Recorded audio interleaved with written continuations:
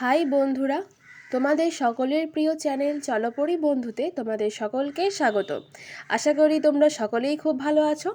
তো তোমরা আমাকে কয়েকজন বলেছিলে যে সংবিধান থেকে যে ওমেন অ্যান্ড চাইল্ড রিলেটেড যে আর্টিকেলসগুলো জিজ্ঞাসা করা হয়েছে কালকে, এবং ভবিষ্যতেও কিন্তু এখান থেকে জিজ্ঞাসা করার প্রচুর চান্স রয়েছে।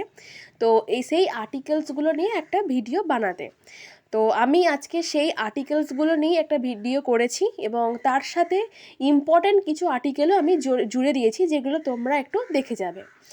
তো ভিডিওটা শুরু করার আগে প্লিজ তোমরা আমার চ্যানেলটিকে সাবস্ক্রাইব করে রেখো এই ধরনের গুরুত্বপূর্ণ ভিডিও পাওয়ার জন্য। তো চলো আজ তাহলে আমরা প্রত্যেকটা আর্টিকেল একটু দেখে নিই। এবার দেখো, ফার্স্ট আর্টিকেলটা রয়েছে আর্টিকেল নাম্বার 14, যেখানে বলা রয়েছে ইকুয়ালিটি বিফোর ল, অর্থাৎ আইনের চোখে স্ত্রী পুরুষ নির্বিশেষে কিন্তু সকলেই সমান। ঠিক আছে। নেক্সট রয়েছে আর্টিকেল নাম্বার 15, এখানে রয়েছে প্রোহিবিশন অফ ডিসক্রিমিনেশন, অর্থাৎ লিঙ্গ, জাতি, ঠিক আছে, এইগুলোর বেস করে কোনো রকম কিন্তু পুরুষ মহিলা এইসব নির্বিশেষে কিন্তু কোনো রকম ডিসক্রিমিনেশন অর্থাৎ ভেদাভেদ কিন্তু করা যাবে না, যেটা কিন্তু আইনত অপরাধ। এবার আসি আর্টিকেল নাম্বার 16, এখানে দেখো বলেছে equality of opportunity in matters of public employment, অর্থাৎ পাবলিক এমপ্লয়মেন্ট সে মেয়েই হোক বা ছেলেই হোক, সেখানে কিন্তু ইকুয়াল অপরচুনিটি রয়েছে দুজনারই জন্য, যে মেয়ে বলে তুমি কম সুযোগ পাবে, ছেলে বলে তুমি বেশি পাবে, এরকম কিন্তু নয়। যদি এরকম হয়ে থাকে মেয়েদের সঙ্গে, তাহলে কিন্তু তারা সঙ্গে সঙ্গে এখানে কোর্টে কিন্তু এর জন্য কেস করতে পারবে। তাহলে তুমি এই তিনটে মেয়েদের হয়ে কথাটা বলো, প্রথমে বলো কি বলা আছে, তারপরে তুমি এটা বলতে পারো। এরপর দেখো রয়েছে একটা ভীষণ গুরুত্বপূর্ণ আর্টিকেল 21A, যেটাতে বলা আছে রাইট টু এডুকেশন, অর্থাৎ এটা কিন্তু চিলড্রেনদের জন্য। তো এটা 86 অ্যামেন্ডমেন্টে অ্যাড করা হয়েছে, এবং এটা কি বলছে 6 থেকে 14 বছর বাচ্চাদের জন্য কিন্তু শিক্ষা ম্যান্ডেটরি, অর্থাৎ প্রাইমারি যে শিক্ষাটা সেটা কিন্তু ম্যান্ডেটরি 6 থেকে 14 বছরের বাচ্চাদের জন্য, যেটা আর্টিকেল 21A-তে বলা আছে। এবার দেখো নেক্সট যে আর্টিকেলটা রয়েছে, এটাও কিন্তু একটা চিলড্রেনদের জন্যই কিন্তু এটা গুরুত্বপূর্ণ আর্টিকেল, যেখানে বলা হয়েছে যে prohibition of employment of children in factories, অর্থাৎ 14 বছরের নিচে কোনো বাচ্চাকে, সে ছেলেই হোক মেয়েই হোক, যে কোনো বাচ্চাই হোক, তাদের কিন্তু যেখানে ডেঞ্জারাস যেখানে প্লেস, যেমন ধরো বিভিন্ন কোনো ফ্যাক্টরিজ বা মাইন্স অর্থাৎ খনিতে কিন্তু কোনোভাবে তাদেরকে কাজে লাগানো যাবে না। নেক্সট যেটা রয়েছে আর্টিকেল নাম্বার 42, এটা মহিলাদের জন্য, প্রেগনেন্ট যে মাদার, তাদের কিন্তু ম্যাটারনিটি রিলিফের কথা বলা আছে। ঠিক আছে। এবার আসি আর্টিকেল নাম্বার 44, যেখানে রয়েছে ইউনিফর্ম সিভিল কোড, এবং আর্টিকেল নাম্বার 45, এটা কিন্তু ভীষণ ইম্পর্ট্যান্ট একটা আর্টিকেল চিলড্রেনদের জন্য, সেটা হচ্ছে যে early childhood care and education to children below the age of 6 years, অর্থাৎ 6 বছরের নিচে, অর্থাৎ 0 থেকে 6 বছরে যে বাচ্চারা থাকবে, তাদের যে চাইল্ডহুড কেয়ার এবং যে এডুকেশন, অর্থাৎ আইসিডিএসের যে টার্মটা আছে ECCE, early childhood care and education, তো এর উল্লেখ কিন্তু আর্টিকেল নাম্বার 45-এ বলা রয়েছে। এরপর দেখো যে আর্টিকেলটা রয়েছে সেটা হচ্ছে 39-এর সেখানে কি বলছে, দ্য স্টেট, এখানে স্টেট মানে সেন্ট্রাল এবং স্টেট দুটোকেই বলা হচ্ছে।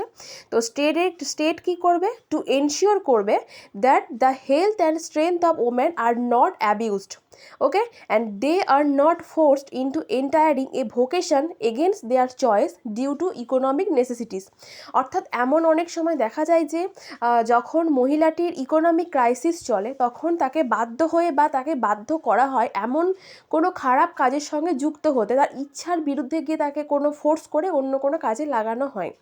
তো সেক্ষেত্রে কিন্তু এটা করা যাবে না, সেটা সেন্ট্রাল এবং স্টেট কিন্তু অবশ্যই এটাকে এনশিওর করবে, এবং সেই মহিলাটির হেলথ এবং স্ট্রেংথও যেন কোনোভাবে অ্যাবিউজ না হয়, সেটাও কিন্তু তাদেরকে লক্ষ্য রাখতে হবে। নেক্সট যেটা রয়েছে আর্টিকেল নাম্বার 40, আগেই বলে দিয়েছি যে এখানে স্টেটকে মানে shall make provisions for ensuring just and human condition for work and maternity relief, অর্থাৎ প্রেগনেন্ট যে মাদাররা থাকবে, যারা চাকরি করেন সেন্ট্রাল এবং স্টেট যেখানেই হোক, তো সেখানে যে ম্যাটারনিটি রিলিফ থাকবে, সেই ম্যাটারনিটি রিলিফটা কিন্তু তাদের দিতে হবে।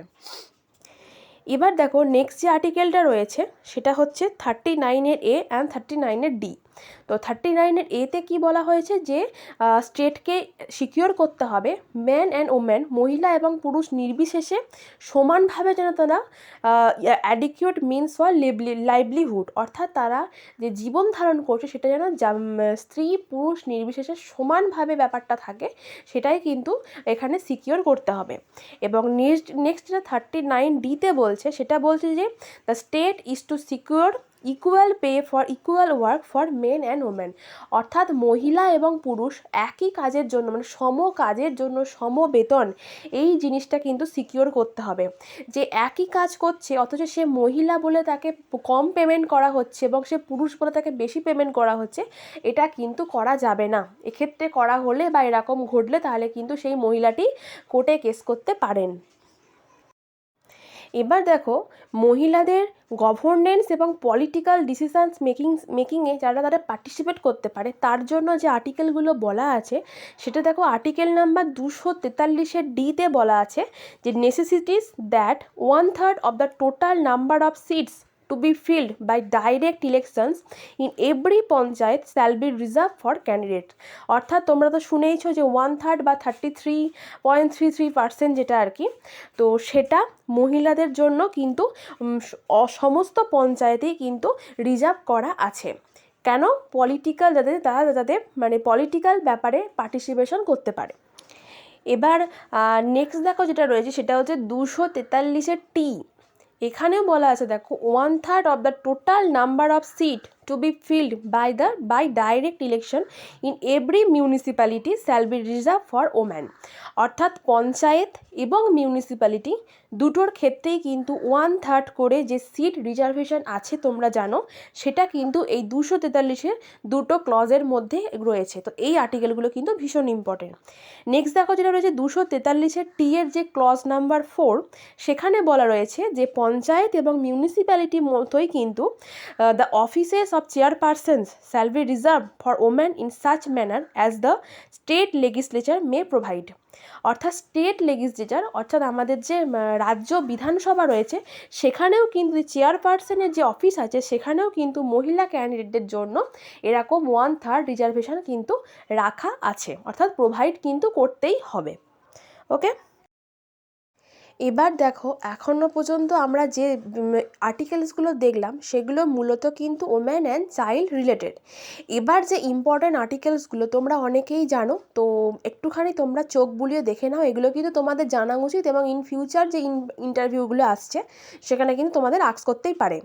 তো ফার্স্টে দেখো ফান্ডামেন্টাল রাইটস কোন আর্টিকেলগুলোতে আছে, সেটা হচ্ছে আমাদের 12 থেকে 35 যে আর্টিকেল রয়েছে, তো এর মধ্যে ফান্ডামেন্টাল রাইটসগুলো রয়েছে। নেক্সট দেখো আর্টিকেল 36 to 51, এখানে রয়েছে ডিপিএসপি অর্থাৎ directive principles of state policy, বাংলায় যাকে আমরা নির্দেশাত্মক নীতি বলে থাকি। এবার রয়েছে আর্টিকেল 51-এর A, এখানে আছে ফান্ডামেন্টাল ডিউটিস, আমাদের 11টা ফান্ডামেন্টাল ডিউটিস এবং 6টা ফান্ডামেন্টাল রাইটস আমরা মোটামুটি সকলেই জানি। নেক্সট রয়েছে আর্টিকেল নাম্বার 32, এখানে আছে কনস্টিটিউশনাল রেমিডিস, তো 5টা কনস্টিটিউশনাল রেমিডিস যেমন হেবিয়াস কর্পাস, ম্যান্ডামাস, তো আমার আগে একটা ভিডিও আছে কনস্টিটিউশনাল রিলেটেড, তো সেখানে তোমরা ফুল ডিটেলস দেওয়া আছে 5টা যে কনস্টিটিউশনাল রেমিডিস আছে, তো তোমরা সেই ভিডিওটা পারলে দেখতে পারো। নেক্সট রয়েছে আর্টিকেল নাম্বার 40, যেটা পঞ্চায়েতি রাজ, এটা কিন্তু ভীষণভাবে ইম্পর্টেন্ট, ঠিক আছে।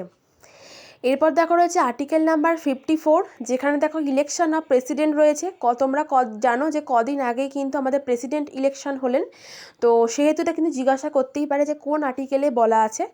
নেক্সট রয়েছে আর্টিকেল নাম্বার 66, এখানে রয়েছে ইলেকশন অফ ভাইস প্রেসিডেন্ট, যেটা কিন্তু রিসেন্ট হবে। এরপর আছে আর্টিকেল 315, যেটাতে ইউপিএসসি অ্যান্ড স্টেট পিএসসিগুলোর কিন্তু উল্লেখ আছে, এটাও কিন্তু কোশ্চেন করতে পারে। এবং যেটা রয়েছে আর্টিকেল নাম্বার 352 থেকে 360, এখানে রয়েছে ইমার্জেন্সি 352, 356 এবং 360। তো আমি আমার আগের যে পলিটির যে ভিডিও আছে কনস্টিটিউশনের বিভিন্ন আর্টিকেলস, ইম্পর্টেন্ট আর্টিকেলস, তো তোমরা চাইলে সেই ভিডিওটা প্লিজ দেখে নিতে পারো, আমি এখানে লিঙ্ক দিয়ে দেবো, তোমরা একবার চেক করে নিতে পারো, ভীষণ উপকার হবে। তো আশা করি ভিডিওটা তোমাদের ভালো লেগেছে। তো তোমরা যদি আরও কিছু জানতে চাও আমাকে কমেন্ট সেকশনে কমেন্ট করো, আমি পারলে অবশ্যই সেই ভিডিওগুলো বানিয়ে দেবো। তো থ্যাংক ইউ।